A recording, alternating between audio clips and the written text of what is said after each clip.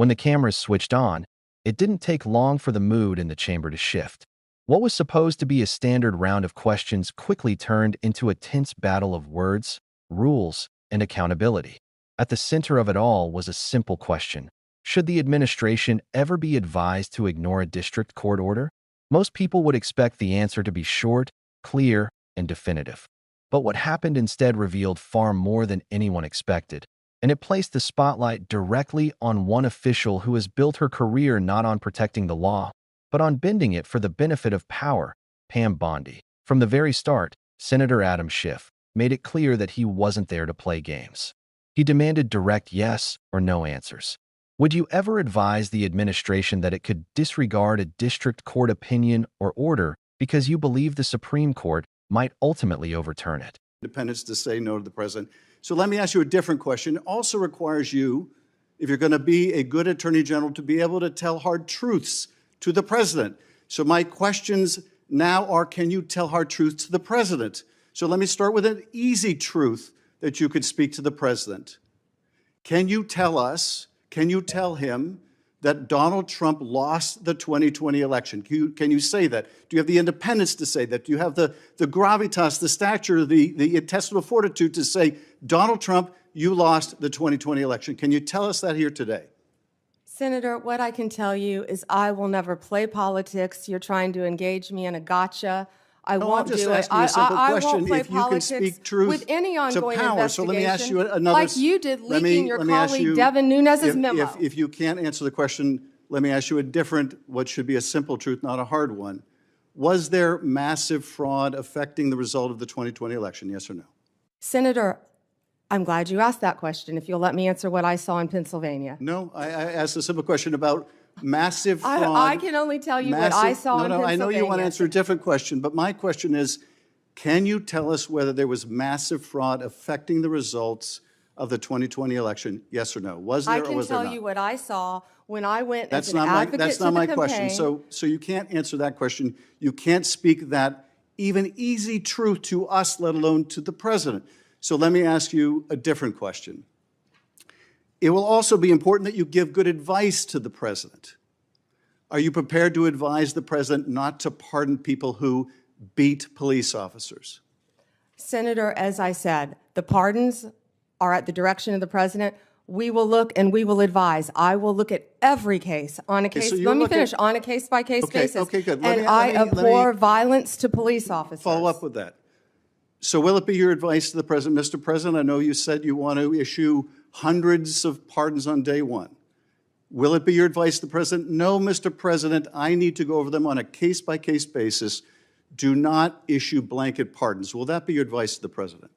Senator, I have not looked at any of those files. If confirmed, I will look at the files and for the pardons, as well will as you the be able to ongoing review hundreds of cases on day one? I will look at every file I am asked to look at. Of course you won't. So will you advise the president? Can I answer the question? Well, my question is... I would have plenty of staff. You said, of course you want. You'll be able to review hundreds of cases on the first day? I'm not going to mislead this body, nor you. All right, let me ask another question. You don't want to answer that. Let me ask another question. You were censured by Congress, Senator, for comments just like this that are so reckless. It will also be important for you to be able to preserve the records, the evidence of the department. Are you ready to commit that none of the evidence in the January 6th investigation will be destroyed under your watch? Senator, I will follow the law. I will consult with ethical officials in the department. Do you see any ethical basis to destroy evidence in the January 6th investigation? Then why can't you answer the question? Why can't you say, I commit to this committee, we will never destroy the evidence in the January 6th investigation? Why can't you give this committee and the American people that assurance? Are you frightened because evidence was destroyed against President Trump that was false? Is that why you're frightened now? I can't believe this is even... Why do you have difficulty answering that question? I can't believe you're asking such a question. Why do you have difficulty promising to preserve evidence at the Department of Justice? Why is that a difficult question? I will follow the law. It shouldn't be a difficult question. Yes or no? Witnesses tried to dodge, to add preambles, to speculate about hypothetical circumstances, but Schiff wasn't having it. Every time they attempted to skirt the question, he repeated it with laser focus. The public watching could feel the frustration building. The law isn't a guessing game. It doesn't depend on mood, political convenience, or predictions of what might happen down the line. Either you uphold it or you don't. Schiff's persistence cut through the excuses, and the real issue became undeniable. The Justice Department under Pam Bondi's leadership had abandoned its role as an independent guardian of justice. Bondi wasn't physically answering in that exchange, but her presence was in the room. Every dodged answer, every refusal to commit to following the law, reflected her influence. She has positioned herself not as a protector of the Constitution, but as a shield for those in power. Again and again, she has shown that her loyalty lies not with the rule of law, but with ensuring that accountability never reaches the people at the very top. Schiff, aware of this dynamic, sharpened his questions until the evasions sounded absurd. At one point, he asked whether it was lawful for a president to accept gifts from foreign states without the consent of Congress. The Constitution is crystal clear. Article 1, Section 9, Clause 8 forbids it. No ambiguity, no loopholes. Yet instead of acknowledging the plain text, nominees offered hedges like, "It depends on the facts." Schiff pounced. "Where does it say it depends? Where is that written in the Constitution?" Their silence spoke louder than any words could. That moment captured exactly what has gone wrong. The Justice Department, meant to be the last line of defense against lawlessness, has become an accessory to it.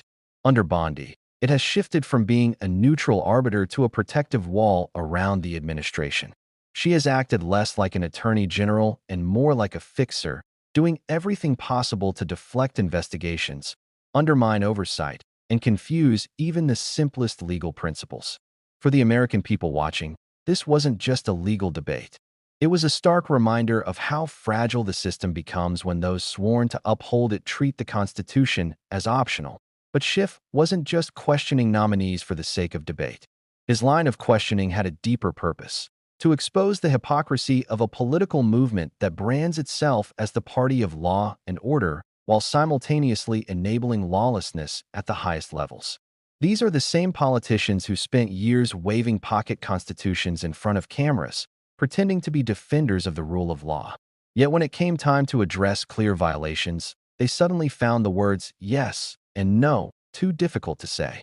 Schiff highlighted that contradiction masterfully. By pressing for clarity, he revealed just how far the Justice Department had strayed under Bondi's command. What makes this hypocrisy even more glaring is the selective outrage. These officials spent years screaming about fabricated scandals, targeting political opponents with baseless claims, and launching investigations that collapsed under their own weight. Congressman Jared Moskowitz pointed out that one impeachment effort fell apart because there was simply no case. Even those who initially pushed the narrative backed down when it came time to present evidence.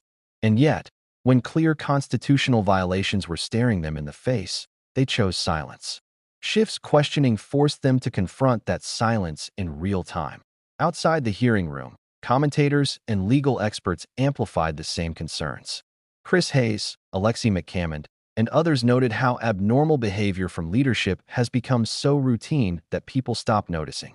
Derogatory rants on social media, impulsive economic decisions, and erratic policy reversals would normally dominate the news cycle. But in this environment, they barely register. The danger isn't just the corruption, it's the normalization of corruption.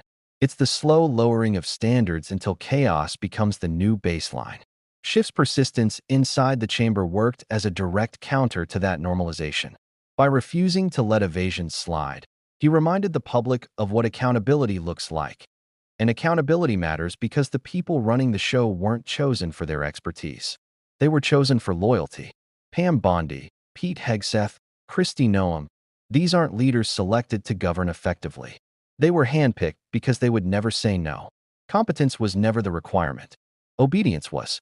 Bondi in particular has embodied that role perfectly. She doesn't act as the nation's lawyer. She acts as the administration's shield. Her mission has been to block, delay, and undermine rather than to defend the Constitution. And in doing so, she has eroded trust in the very institution she leads. The result is instability masquerading as strength. Policies shift from one extreme to another based on personal whims rather than strategic planning. Trade decisions, foreign relations, and domestic programs get treated like bargaining chips in a never-ending cycle of improvisation. What should be a steady hand guiding the nation becomes instead a kaleidoscope of contradictions. One day it's tariffs on, the next day tariffs off. One day it's support for allies, the next it's public humiliation of those same allies. This kind of volatility doesn't project power, it projects weakness. And every time Bondi steps in to excuse or defend it, she makes the system weaker still. For Schiff, that was the real issue. It wasn't just about whether a nominee could say yes or no. It was about whether the Justice Department under Bondi had any intention of upholding the law at all. When nominees squirmed under his questions, it revealed that even the most basic constitutional principles were negotiable in their eyes. That revelation alone was damning. If following court orders is treated as optional, then the very foundation of law collapses. Schiff's insistence on direct answers served as both a spotlight and a warning. The system is only as strong as the people entrusted to uphold it. The contrast couldn't have been clearer. On one side, a senator demanding clarity, accountability, and respect for the Constitution. On the other, a Justice Department leadership unwilling to provide straight answers. That dynamic told the public everything they needed to know. Bondi may not have been the one in the hot seat, but her fingerprints were all over the evasions. Her pattern of protecting power at all costs has filtered through the department, creating a culture where dodging the truth is acceptable. Schiff's takedown wasn't just of the nominees sitting in front of him.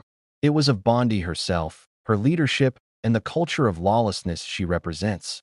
And the implications stretch far beyond one hearing.